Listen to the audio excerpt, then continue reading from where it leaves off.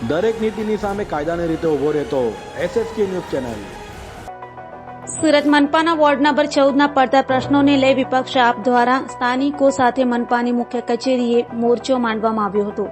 સુરત મહાનગરપાલિકા હદ વિસ્તારમાં આવેલ વોર્ડ નંબર 14ના પડતર પ્રશ્નો બાબતે વિપક્ષ આમ આદમી પાર્ટી વારંવાર રજૂઆત કરવામાં આવી છે, પરંતુ સત્તાના નશામાં રાજતા બહેરા સત્તાધીશો જાણે વોર્ડ નંબર 14ની રીત શહેરની અવગણના કરતા હોય તેવું માલુમ પડે છે, જેથી સોમવારે વોર્ડ નંબર 14 આમ આદમી પાર્ટીના કાર્યકરો અને સ્થાનિક રહીશો પોતાની માંગણીની રજૂઆત માટે સુરત મનપાની મુખ્ય કચેરીએ મોરચો લઈ પહોંચ્યા હતા અને ઉગ્ર રજૂઆત કરી હતી।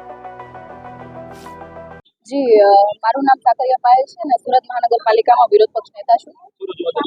આજે ઇલેક્શન વોર્ડ નંબર 14ના સ્થાનિકો અને આમ આદમી પાર્ટીના કાર્યકર્તાશ્રીઓ તમામ લોકો આજે મુગલીસરા કચેરી ખાતે મોરચો લઈને આવ્યા છે કે જે વિસ્તાર ઉધરસ ભૈયાની વાડી, પાટીચાલ, નરસિંહ મહેતા મંદિર ટેકરો, આ જે વિસ્તાર છે, જે સ્લમ વિસ્તાર છે ને એમાં ગંદકી ખૂબ જ થાય છે, એનું કોઈ સોલ્યુશન આવતું નથી। 2021થી લઈને અત્યાર સુધી ઘણા બધા લેટરો પણ લખ્યા છે ત્યાંના આગેવાનોએ, આમ આદમી પાર્ટીના લોકોએ પણ રજૂઆતો કરી છે। ગટરનું પાણી રસ્તામાંથી જાય છે, એમાંથી બાળકોને લોકોને ચાલવા માટે મજબૂર થવું પડે છે અને જે જગ્યા પર આપણે 5 મિનિટ ઉભા રહીને સારી રીતે શ્વાસ નથી લઈ શકતા એવી જગ્યા પર આ લોકો રહે છે।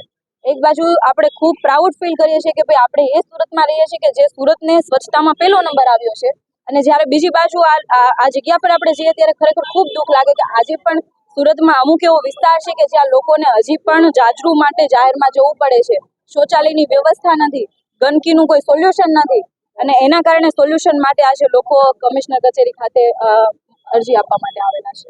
મુગરામ રામચંદ્ર વર્મા છે અને હું ઉધરસ ભૈયાની વાડી પાટીચાલમાં રહું છું। રજૂઆતમાં એવી છે કે અમારા વિસ્તારમાં ડ્રેનેજ લાઇનની સુવિધા નથી અને અમારે છે ને આખા વિસ્તારમાં પાણી ભરાઈ જાય છે અને અમારે પાણીમાંથી આવવા જવા પડે છે।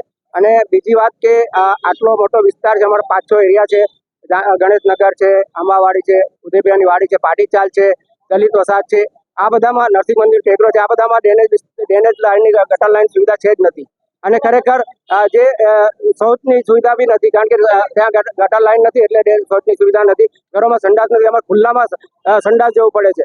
એટલે ખરેખર કમિશનર સાહેબને અમારે પૂછવું છે કે તમે સુરતને નંબર 1 આપો છો, પણ અમારા એરિયાને કે આટલા બધા એરિયાને કેમ ભૂલી જાઓ છો?